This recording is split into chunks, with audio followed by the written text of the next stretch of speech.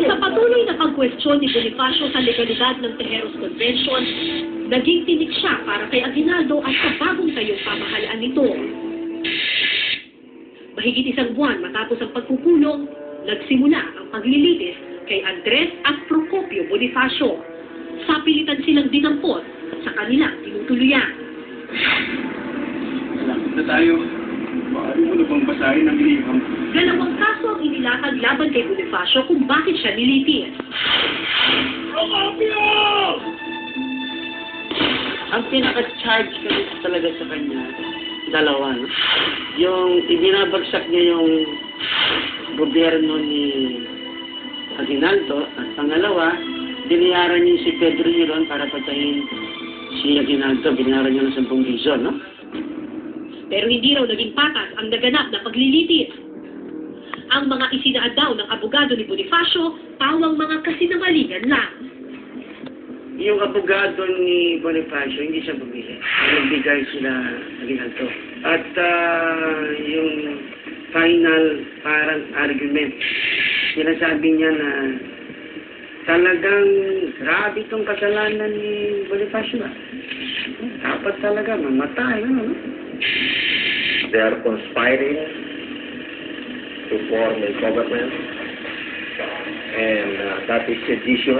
Kung yun nangyari, nabuwag na ang revolusyon dito sa Pilipinas. Kinwestiyon ni Bonifacio ang naging desisyon ng korte, lalo na sa planong pagpatay kay Aguinaldo. Mariin niya itong itinanggi. Hindi rin daw nagpakita sa paglilitis si Pedro Hiron ang nagsabing binalak ni Bonifacio ipapatay si Aguinaldo.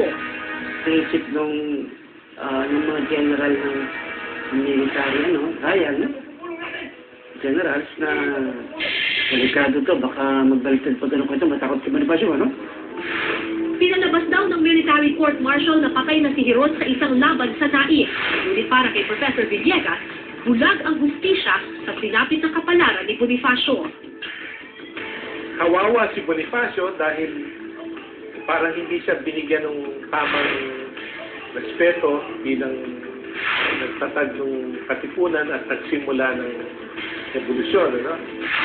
May 10, 1897, ibinaba ang hatol kay Andres at Procopio. Kamatayan para sa magkapatid. Ngunit nagdalawang isip pa si Aguinaldo sa hatol. Naisipan niyang ipatapon na lang sa ibang bansa ang dalawa. Kinumbinsin nila sa Aguinaldo na bawiin ng kanyang order na ipatapon na lang. Ipagpatupad ang sentensya ng kamatayan. Sa bundok ng Maragondon, Cavite, nagawa ang pagpatay sa magkapatid. Kasabay nito, ginahasa di umano ng isang tauhan ni Aguinaldo ang asawa ni Bonifacio na si Gregoria de Jesus. Ang official documents ay attempted. Pero nung nakausap ko yung isa sa anak ni Gregoria, sa second husband niya, ano talaga nangyari doon tungkol sa rape? Ang sabi niya sa akin, hindi sumagot si nanay. Umiyak lang. Nandun ako sa actual na nalaban ako, pagtatanggapin mo ko. Sayang yung tiyo namin, ipinapatay na walang kalaban lamang. Hindi rin sinabi kay Gregoria kung buhay pa si Bonifacio, kaya raw ito umakyat ng bundok. Alam mo, si Gregoria, sinabi niya, andun lang sa bundok, ginaganap niya isang buwan. Walang kinakain. Walang sira-sira na yung damit niya. Natutulog lang sa lupa. Hanap siya ng hanap. Dahil dito, iba-ibang pananaw na ang nabuo sa nangyari sa Maragondon. Kung binuhay mo din si Bonifacio, magugulo naman siya. Kung nasa sitwasyon ka naman ni yung ampo ni Aguinaldo, hindi mo rin siya pwedeng hayaan na buhay. Ano? Marahil, kailangan mo talaga siyang patayin. Ano? Hindi dapat pinapatay si Bonifacio noon. Malamang ay dapat pinanindigan niya yung unang yung kanyang commutation ng sentence na banishment or exile. Para sa mga Aguinaldo, malinis ang kanilang pangalan at ang kanilang lolo Emilio pa rin ang dapat na tawaging Pangulo. Kaya yan ang kinikilala namin na hero ng pamilya sapagkat siya ay nakapaglaban sa Kastila at naproklama niya ang ating kasalulan. Ngunit para naman sa mga Bonifacio, hindi maikakailang si Emilio Aguinaldo ang nagpapatay sa kanilang lolo Andres. Yung pagpatay sa kanya, state-sponsored killing yan. Kasi para maging legitimate yung pagpatay sa tao, walang idaan sa isang process. From the start, talagang bias na nga, talagang ang pagiging verdict sa kanya ay kamatayan.